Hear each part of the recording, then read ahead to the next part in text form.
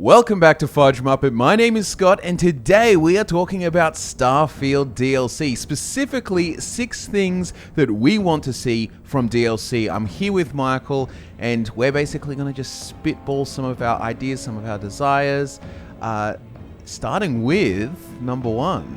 The House Varun. This is the basically religious or theocratic faction in Starfield that worship the Great Serpent, and look, we can't go too much into spoilers about little things that you find out about them. Like, there's some little reveals that are cool that we don't want to talk about in too much detail.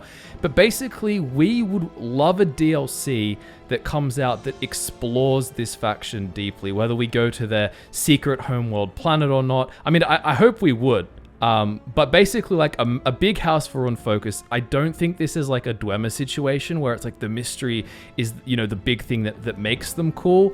It needs to be dived into and explored. Yeah, well, essentially, even if you consider that, like, in the setup of the world, there is this sort of even armistice between these 3 factions as well, and through some of the missions you'll encounter that there's actually an embassy of the House Varun, although it's a bit defunct, on New Atlantis, but there is Freestar Collective, United Colonies, but then there's Varun, which just doesn't have as much explored about them. Like, it's just ripe to just open up and explore far more. They're really, really a really cool faction, both aesthetically and like their weapons and their, you know what I mean, like.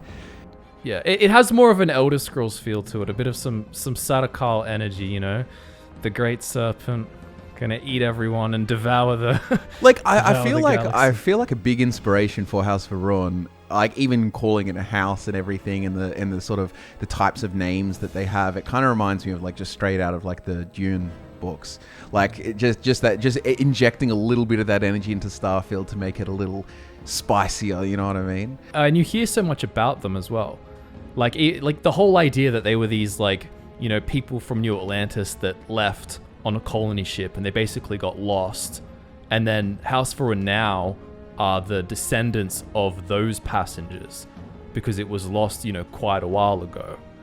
And they're like, it's just, again, we can't say too much, but basically super secret faction out who knows where in, with their secret homeworld place. If you could visit that, like, I can imagine something where they're like, oh, we're going to basically take you, and they like, blindfold sounds a bit funny, but they basically obscure the way that you fly or grav jump to their homeworld. Well, yeah. Well, for the context there, it's like that their homeworld Varun Kai is basically no one knows where it is, and even people from so basically New Atlantis and Freestar, that they don't know where it is exactly, right? So you can't like get there with your own charts or whatever. So from an in-law perspective, it would feel cool if you were like taken there. It would feel a little silly, I suppose, if you were just given your ship to just beam there straight away and you can fly there whenever you like, and then it's so.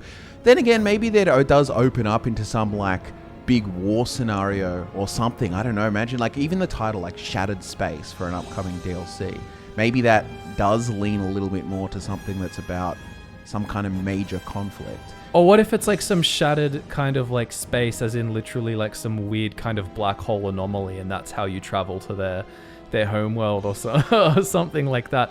But basically, yeah, it's just a really cool. Could also have nothing to do with it as well. Like, we could just not be getting, like, it could be nothing to do with Varun, and they just kept us this. Look, as long as we get a Varun DLC eventually, I'll be happy. But it would be really cool for it to be like come out with a big hitter, and it's some massive DLC that explores this. And you can imagine all the kind of little like faction conflicts and things going on within House Varun, whereas, you'd have like, a very basic setup could be like the very fundamentalist, like, early kind of Varun beliefs, which maybe are actually a bit more kind of like peaceful or a bit less like, less violent, essentially. And then you have the new group who is very much like, cleanse all the non-believers from the galaxy kind of thing. And you can kind of have a involvement in the way that the faction leans over time, or do something like that. Maybe you do a little bit of sys-def double agent kind of stuff. Who knows? Yeah, but that's what we want. There's many ways to skin the cat. Yeah, but out of all of the lore components of the game, I think the Varun need the most attention or exploration, I guess, because they're really cool with just that little bit we got. So it would be a shame for them to just let this like slide under the rug and it's never sort of addressed or expanded on in a DLC. But a second big thing that we want, which kind of ties in with this, it's more cities, or at least like another sort of big focus city. And the perfect opportunity for this would be with sort of if you go to Vurunkai, their home world, and you get to go to a big Vurun city there. But one of the greatest things about Starfield is that we've got all of these planets out here that we could now insert these little city locations onto plenty of pre-existing planets. So for example, on Jemison, there could easily be some other sort of Gargaran-sized city that's just, oh, that's on the south side or something, and we added it for DLC, and there could be all new quests and new characters. Like, you never know, even maybe little factions. And I was going to say, some people haven't even seen Gargaran, so we'll show Gargaran on screen. Just so you can get a feel of the size and scale of it. It's just a place that's big enough to be filled with like cool characters and quests and new things to see, like a great jumping off point. But it's not big enough that you would feel like, why hasn't anybody mentioned this, city or settlement before? It doesn't have to be the size of Neon or Aquila. But even like, the Freestar Collective, as a collective, you would expect more little cities around the place. Like more little faction groups and things like that. Neon, again, could have like some, separate, maybe it's some big oil rig kind of settlement thing on the other side of the planet in the ocean. Maybe it's a secret. Maybe not everyone knows about it. There's so many different things with planets and stuff that you can just add on and it doesn't feel silly. It's not like adding, you're playing Skyrim and, Bethesda's like, here's another Falkreath or here's another, Morphal or something like that. That would feel silly, but it doesn't really feel silly when it's just on a planet and no one you've run into happened to have name dropped it. Well, that's one of the actual advantages of their system that's sort of like I know it's not popular with everyone, but how you have to fast travel to basically to the land, to like land, and then the zone is sort of generated or whatnot. But with this sort of system, with DLCs and extra content, and I mean this even applies to modders, it's very easy to just add a new location and the surrounding area wherever they want, even if it's, I mean, even when we're not talking about cities or towns, like even if this was just sort of other kind of unique locations for specific quests and stuff like that, they can add them wherever they want, anywhere in the pre-existing galaxy already. But yeah, like we're saying, and especially star stations too. Like if you think of that as like a kind of city, a floating city in space, it would be very easy. I mean, who knows? Maybe that's what House Varun live in. I would hope not, but Yeah, I hope they got a planet with snakes at least, or some kind of serpent. Yeah.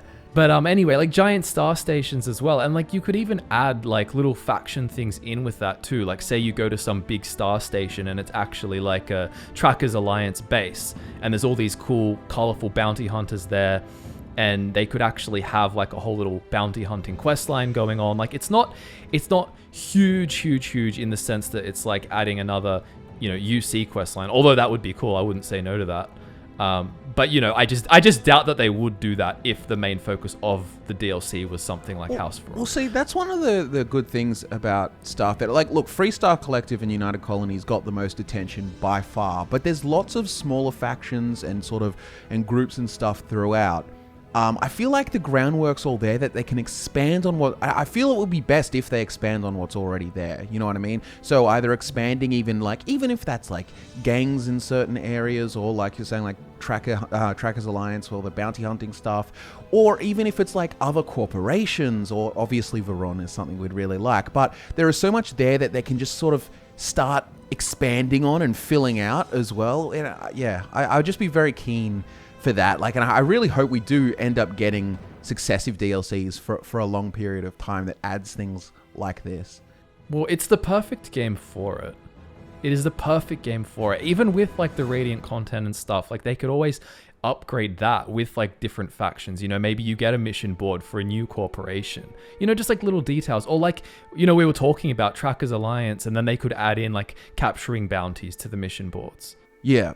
Like, and then that would give a purpose to the whole like EM function, like EM weapons and stuff, like, an extra purpose. I mean, so like put them in your ship too. Yeah, and put them in the brig and take them. I talked about them in the bounty hunter ship video. Like that would be such a cool idea, and there is no reason that the DLC can't kind of like then, like it always happens in every game, it just kind of like reshifts the vanilla content again, so that, like you're saying, all those Radiant missions can be included, but now that they all come with a capture option on top of a kill option.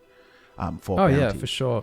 This is kind of like a side thing, but I even feel like it could be cool, like to get some option to smuggle contraband, and maybe you receive like a lower reward, but basically like you're turning in illegal goods, like so you don't get in trouble. Like you say you're a 3-star ranger and you fly to Aquila and you've got contraband, you're like, hey, I've got this to turn in. Yeah. And they pay you like a little bit of its value. Anyway, they're just a side note, but little things like that are all appreciated. I feel like that almost makes it a 7 things we want from DLC video, but let's move on to the planned third thing, which is adding more skills. Now, unlike previous games where there's like a perk tree or something of the sort, like obviously in Fallout 4 we have like this perk chart, but the way that it works in Starfield, there's actually space to add skills without interfering with the whole leveling system. For example, if there's enough, how many slots do you think fit on each row maximum? I think it's 5 on each maximum. Yeah. And it's I mean, you could add 6 and make them slightly smaller, but some don't have 5, as we know. And so you could just throw another one on there easily, and if no one wants to pick it on their way to, you know, higher tiers, they don't have to. But if they do want to pick it, then they can. Yeah, one like crazy good example I think would be something like adding in throwing knives or some sort of thrown melee weapon. That would help the viability of sort of stealth melee in general, especially if it like counted as a melee kill. But you know, you could add it on to the third tier of physical as an extra thing, and it's like throwing weapons. Now you got this. Now you can throw throwing knives or whatever, and they would have to add these weapons in too, obviously. Yeah. But like, and then you've got something to dump points into on your way to concealment that doesn't feel like you're just getting things in the physical tree for no reason. Yeah, and then I like combat, like tier 3, that you could throw in dual wielding. Like that'd be cool, and I know they've got to like do animations and stuff for this, but as an actual skill, like, you know, same consequence, you can only hip fire aim, like you can't like zoom in properly. But like, you know, Jango Fett 2 pistols with a boost pack, like flying as you're like shooting, stuff like that. And then obviously there's probably other things to think about in the science, social, and tech trees as well. There's also precedent for it as well, if you think about it, because they've done this before. Like in Fallout, they added new perk ranks with the Far Harbor DLC. I remember we were making videos on if the new ranks are actually worth getting. So it's not like it's some crazy ask that BGS have never done before. However, when you just look at the way that it's set up, I personally think it makes more sense to add entire skills, you know, so long as they're like gameplay changing, I think is the coolest. Like I wouldn't want any more like, you know, kind of like resistance to this, or like, you know, kind of more boring ones, for lack of a better word. Like I'd want things that really change it up, like throwing weapons, like dual wielding, like these sorts of things are actually really cool. Yeah, I know one kind of, I don't know if they could, like, this could be a thing where they even just, I don't know if they would rebalance ship command or something. Another thing they could do is just like add more ranks like Far Harbor, as well as add new skills. But I guess so. But one of the things I know that I sort of have a bit of a desire for is to be able to have more crew in your ship, and whether that comes from like having ship command and an extra rank of ship command, or instead having another skill that, like, if you require if you fulfill certain requirements, you can even add more people to your crew. But the reason being for, like, you know, having a big ship with like having like 12, 15 kind of people in it feels a bit more like, because otherwise sometimes you can build these really big ships, but it feels like they're just a little bit emptier. You could build a ship theoretically, like functionally, to fit like 20 people in, but you can only ever have like 8 or like up to just make 10, it unlimited. Final rank of ship command, unlimited crew. Yeah. I mean, it'd be pretty base. I mean, like, it's not even like it's overpowered. Their skills don't stack either. So it's not like it would be an abusive thing. It's just a role-playing, like, fun thing, you know? I think maybe the way you could do it so that it doesn't get... Because otherwise it's like, well, how big is your ship? Because, you know, obviously there's, like, crew capacity based on the model of ship. Maybe you still need to have the biggest crew capacity, you know, ship parts, but then it allows you to get, you know, like 15 or whatever. Here's an idea. There's a spot on tier 2 of the tech tree. It's already piloting focused or something. It could be something along the lines of, like cabins or something like that, but it's just like, oh, for every living quarters or all-in-one berth, you can get 2 more crew people or something like that. So it's a skill that's actually based on the thing that also allows some characters who want more people in their ship not having to go to ship command necessarily. Maybe that diminishes it. Maybe there's some balancing things there. But to be honest, in terms of just fun, it would reward the people who both go all the way into ship command and then all the way into, like, just call it like cabins skill or some better name or whatever in tier 2 of tech. And then you've got like a ship with 20 people in it. But, you know, it's a huge ship. Like, so you would feel it's a big investment for a big reward, or like a big fun outcome, I suppose. And I just really want to reiterate before we move on to the next thing we want from DLC, that this stuff doesn't necessarily change your experience in the way that you build your build. So it won't ruin it. Like, for example, if we were adding this to Skyrim, someone could say, oh, I don't want to have to get this on my way to get that one, or I don't want to have to do this. Like, unless I'm missing something, you should be able to make all of your builds exactly the same as you make them now, without getting any of these new skills if you don't want them. Because you'd have the same things on the same rows and the same amount of investment needed at each row to progress to the next one. So nothing would really change. You would just have more options there. Yeah, and I mean that's ultimately a good thing, having the more options. Like, I wonder. Hey, imagine finding an enemy. Imagine finding an enemy starts dual wielding. So, yeah, I mean, it could be pretty cool. Like, I mean, dude, maybe it's even a way to help out melee weapons a bit more too, like being able to dual, just like Skyrim or something, like having to. You know, a Tanto and a Wakizashi, or like 2 pain blades. Like, oh, that would look sick. Like, imagine some like pain real, blades works. Yeah, like some Riddick style character with like 2. Oh, that would look awesome. I don't know. Yeah. I mean, look, I don't think they'd do it with the melee weapons for some reason. I don't know. They didn't have it in Fallout. I'm doubtful they got to do the dual wielding period. But look, we can hope. This is what we want, not what we think they're gonna do. And modders out there can do it. We know that. Like, someone, a modder, please. Yeah. Well, the next thing we want from DLC are some more companions, and definitely at least one fleshed out one that's, you know, kind of evil tilted. Like, there are some in Starfield already who are good companions. There's not many, but there are some for like evil pirate type characters. However, there aren't any that have the kind of dynamic that they'll say things when you rock up to a city, or you land somewhere in your spaceship, or you pick your way into something, but they're not going to interject during a quest or say something, you know, about what they think about Neon as you're talking to someone who's been screwed over by Bayou or something like that.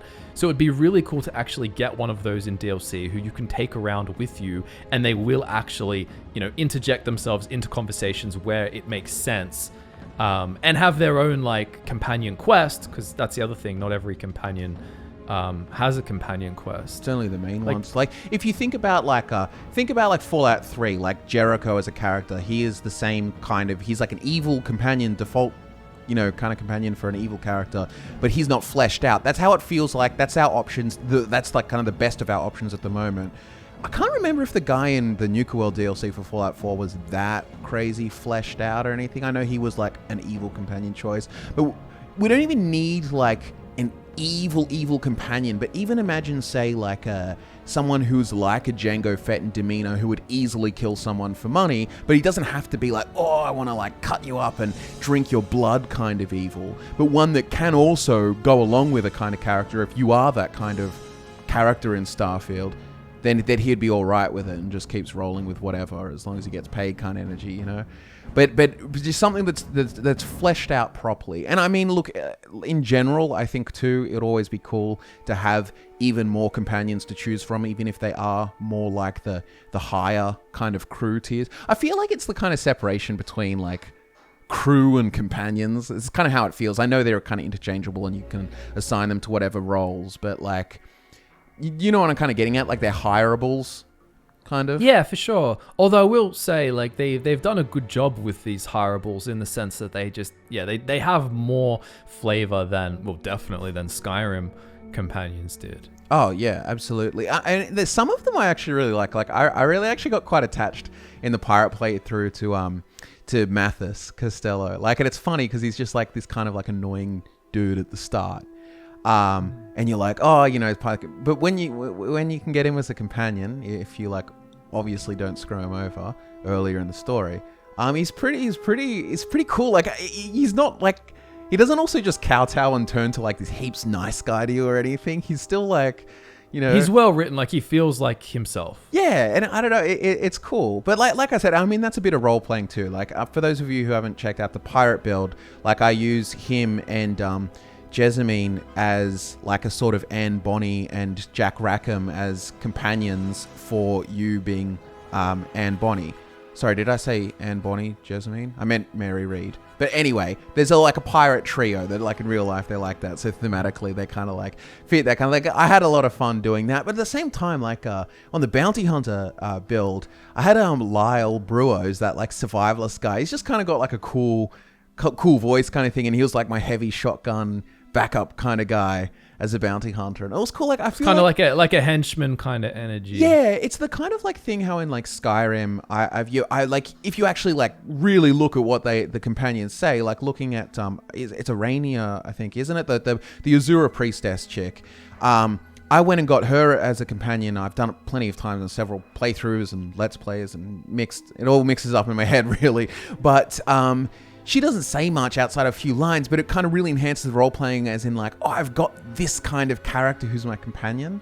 You know what I mean? You did the opening quest talking to her a bit, but it's like, oh, I've got this Azura priestess companion. So it's like having a lot of the crew now, outside of a lot of the Mathises and so on, can also be, they feel more generic hires because they don't have as like much faction alignment or spice, perhaps. Like, obviously there's some that you get out of the quests, like Mathis or Major Hadrian, but outside of that, you'll get like a lot, and you know, they should be there, like your Amari or Gideon or so on, but like, just we need more archetypes, more companion archetypes for like the different, and more evil ones. Yeah, that's like the main point. I mean, dude, look, here's the easiest thing. Imagine a proper like psycho tier character. Like, you can go find them a new location, you find them in some sort of cave or something, you can talk to them and convince them to it. But imagine even if they're like, I mean, maybe this is too corny, I don't know, but you could go like Borderlands tier psycho where they're like babbling, talking like some kind of Krieg character or whatever.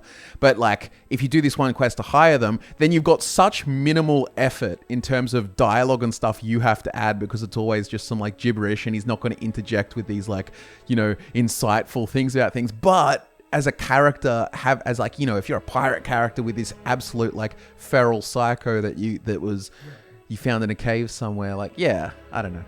I think put a little mask on him. Yeah. Let him loose. But yeah, okay.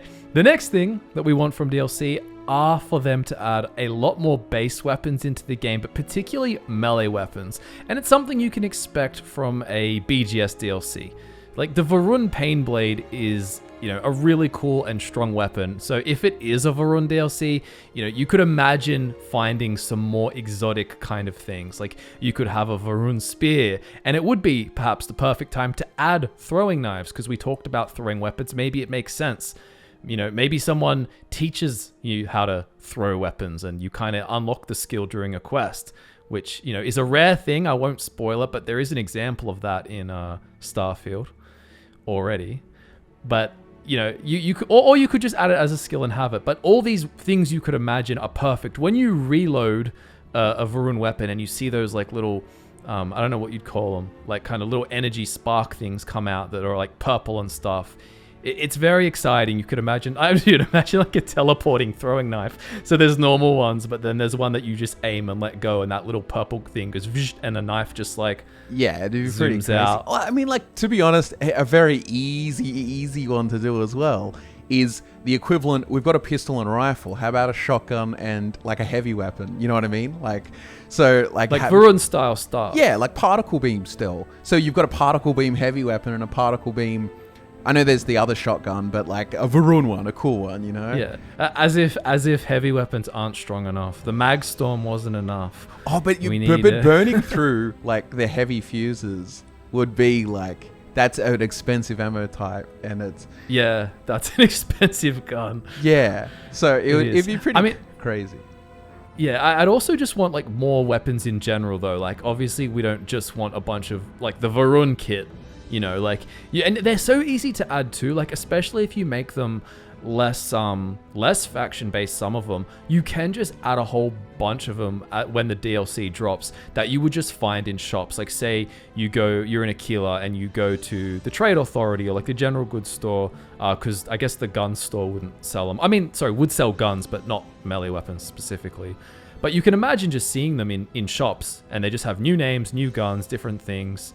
You know, like lawgiver tier type of things, but just all kinds of different flavors of new weapons and stuff that could drop in the DLC, but also makes sense to be found around the place in the game. That's one of the things we've sort of, I can't remember where we talked about it before, but with melee weapons in general and like not having as wide a selection as we wanted, things that just are simple, like a two-handed heavy weapon, like whether that is some like kind of, I don't know, bigger sword thing or some more like brutish, heavy, hammery type things. Just those kinds like a of berserker weapons. axe. Yeah. You know, there are actually like, kind of like wood choppers axes that have thinner handles. Like you can see them in hardware shops now.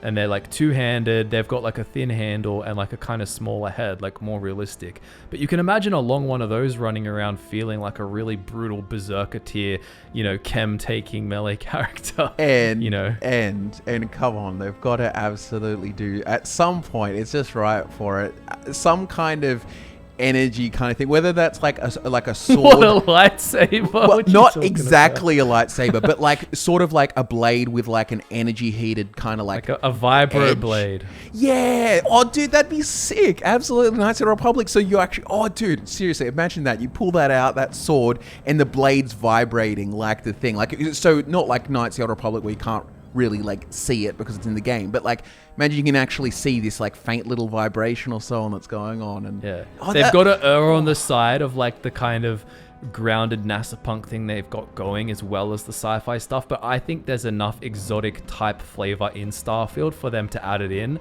ride that border, and make it make sense. Well, that's what I was sort of meant with the energy. So imagine you have just a sword, and the edge is only like powered by some particle beam tier stuff or whatever. You know what I mean?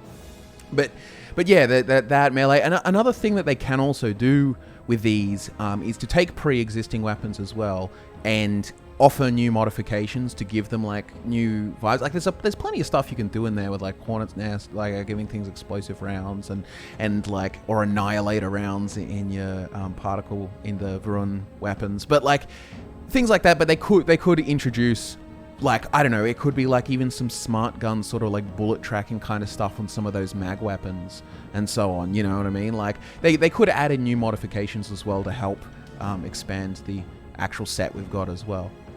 For sure. And I mean, it goes without saying, but obviously armors as well. We'd expect and hope for a bunch of new armors in the game in DLC. I don't think we have to dive too much into that, but it is what it is. If it was Varun, there'd be plenty of cool stuff, but also just other stuff around the place. We could just tack on there too is that I'd expect more skins, because they've got no skins at the moment, and I'm pretty sure outside of that pre-order old Mars skin or whatever it is for your laser, but I feel like they're going to add these in this sort of like creation club equivalent or whatever, majority, like all of these skins and so on. However, if there is a DLC, I hope there is some cool skins and stuff that come in, especially for pre-existing armors, because there are some armors in, this is like every game ever, but there's some armors where it's like, oh, I love it, but I just want a different color scheme, and then it's like, let's have those options. You could imagine it, like, you know the Ecliptic armor, the big bulky silver one? Mm-hmm. Yeah. You could imagine it just being like a dark, goldy, bronzy kind of color. Yeah, like you know, like there are things you can do. There are definitely things you can do. It'd be cool if you could get them, you know, as different quest rewards and things like that more often, but I guess we'll just have to see how they implement. That is kind of what I was expecting a little bit. I thought that in Starfield, just as it is now. Well, there are on some unique weapons, you view it and you can see that it's got a unique skin on it. Yeah, but I was expecting like something like, you know, kind of like, oh, you complete like a faction quest or something, and then you can kind of like put on UC Vanguard kind of colors on different things, but they can add all this in pretty easily, and I hope DLC comes with a bunch of that for sure. All right, well, the final thing that we want to talk about in this video that we really want to see in DLC are actually new ships and new ship parts. This isn't something that we think Starfield didn't do right. There, ships are done really well. It's really cool to build them. There's all kinds of, ships you can make and find in the game. It's one of our favorite things to do. However, we just want more of what we already like.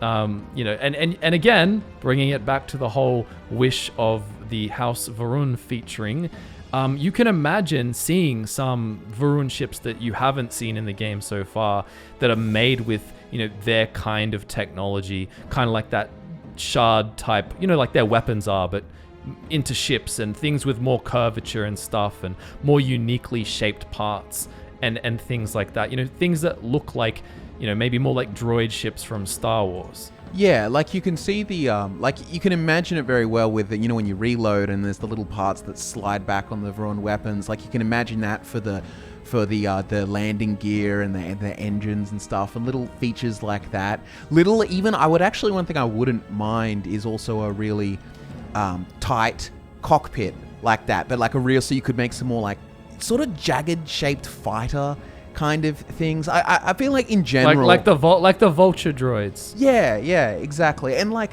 overall, Varun is, like we were saying with the weapons and stuff, like we don't want it to just add Varun things only and so on, but they could take all of the pre-existing brands and just add new structural parts to help like create different silhouettes and so on. Like I think rounded stuff would be appreciated, and I feel like that would fit in very nicely already with things that exist, like whether it be like Hope Tech or like Shroud, just more parts to help. Like so if I did want to make an Ebon Hawk without like kind of coping and trying to get the closest approximation, if I actually did want to like create those smooth corner parts that can connect, you know what I mean? Like yeah, for sure. Yeah. I mean, look, they are ship manufacturers. Like it's in the law that there's these big corporations that, you even help in one of the quests to, with ship design.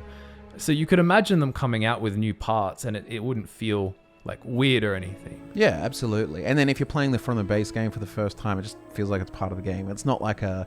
Yeah, like but it is something that it's honestly, for me, it is absolutely one of the highlights of Starfield, is the shipbuilding and the amount of creativity you can have in that. And it being, because it's like I know some people have problems with, they're like, oh, you don't use it enough because it's basically just your fast travel house or something like that, right? Which isn't entirely true because you're doing all of this space combat plenty around. But anyway, people got those problems. It's not their thing. But the idea of playing like a Knights of the Old Republic RPG, but being able to completely customize your ship, like instead of the Ebon Hawk or Mass Effect, like how much fun do you have to get, like, even just upgrading the Normandy in Mass Effect? Like having your home base as a traveling ship as an RPG is such a cool thing, and there's so much personality in those ships, and that's why we're doing like ship guides for all of the role-playing builds to match. Like you can see the variety that you can make, and it's so cool. So I'd just love to have way more options. And obviously some pre-bought ships that are there using these new parts. And yeah, it'd just be awesome. Yeah, well, that wraps up a whole bunch of things we want from Starfield DLC. Hopefully the first DLC, whatever Shattered Space ends up being. But, and again, that's House Varun story focus, more cities, perhaps another big focus one, but just more in general around the place that, could make sense in the lore that they were always there. Adding more skills where the opportunity presents itself and it makes sense and it's cool and kind of gameplay changing stuff. More companions, particularly like an evil one. More base weapons, particularly melee weapons. And finally, new ships and ship parts. Boom. Let us know any other things in the comments that you think that the DLC needs to add into Starfield. And I'm not talking about rebalancing things. I'm talking about cool new things that get you hyped to play more.